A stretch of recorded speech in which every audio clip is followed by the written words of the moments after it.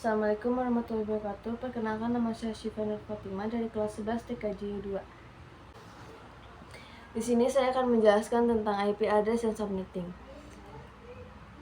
Hari ini kita akan membahas 7 materi yang telah saya rangkum, yaitu yang pertama adalah pengenalan IP address dan subnetting, yang kedua IP public dan private, yang ketiga classful dan classless addressing.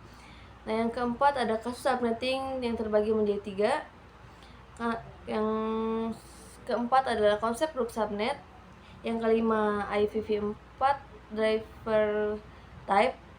Dan yang terakhir adalah konsep switch dan router.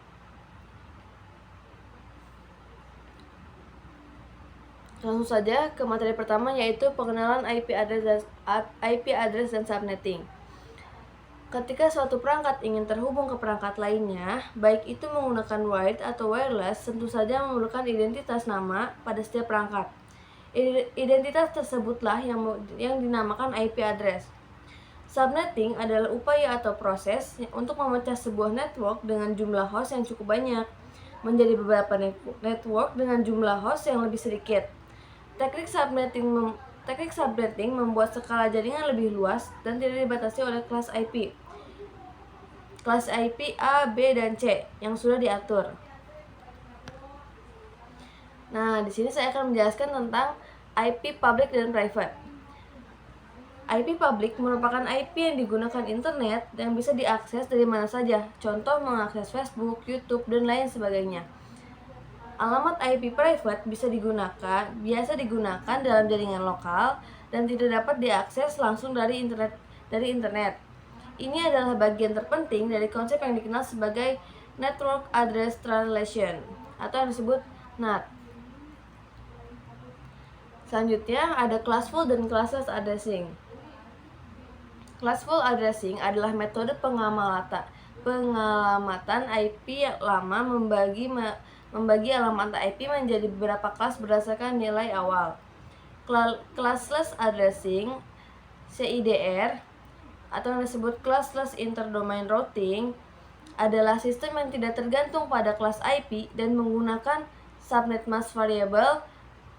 CIDR memungkinkan pengalokasian IP berdasarkan kebutuhan nyata. Nah, selanjutnya saya akan membahas tentang kasus subnetting yang terbagi menjadi 3. Di sini saya akan menjelaskan terlebih dahulu kasus subnetting 1.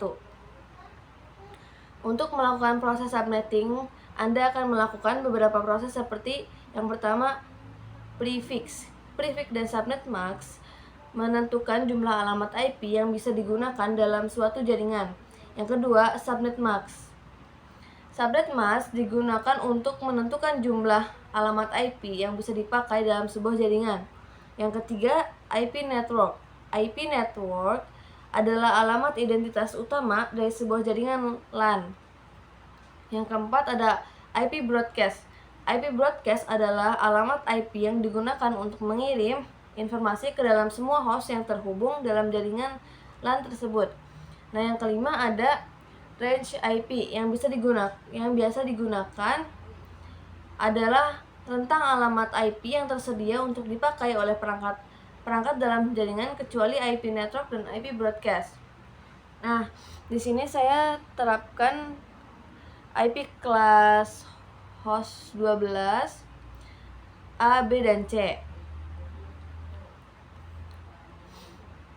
Selanjutnya kasus subnetting 2. View help. Prefix menunjukkan jumlah IP yang bisa digunakan. Yang kedua, subnet mask representasi dari prefix menunjukkan jumlah IP yang bisa digunakan. Yang ketiga, IP network tanda alamat pada suatu jaringan LAN. Selanjutnya ada IP broadcast, alamat IP yang digunakan untuk melakukan pengiriman informasi ke semua host yang ada pada jaringan LAN tersebut. Nah, yang terakhir IP range yang tersedia dan bisa digunakan. Sama seperti kasus subnetting pertama, di sini saya menerapkan 3 IP kelas A, B, dan C yang memiliki IP sama tapi dengan penjelasan yang berbeda. Nah, untuk kasus subnetting 3, di sini saya hanya menerapkan tiga kelas IP A, B, dan C yang menggunakan host 12. Lanjut ke materi selanjutnya, yaitu konsep blok subnet. Sekelompok alamat IP dalam sebuah jaringan yang dibagi dari jaringan yang lebih besar, yaitu subnetting, untuk mengelola atau mengoptimalkan penggunaan IP. IP network dan IP broadcast diibaratkan seperti ruangan.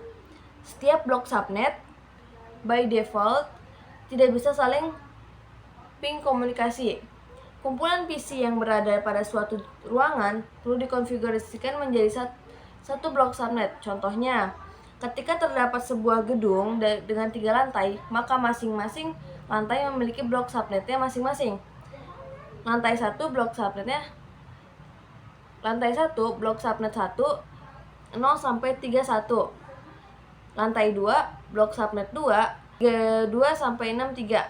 Lantai 3 blok subnet 3 64 sampai 95. Maka seluruh device yang terdapat di masing-masing lantai bisa saling komunikasi. Seperti pada lantai 1 terdapat satu PC dan terdapat PC 1 dan PC 2 dengan blok subnet 1 sebagai berikut. PC 1 dengan IP 10.10.10.10.2. PC 2 IP 10.10.10.10.15.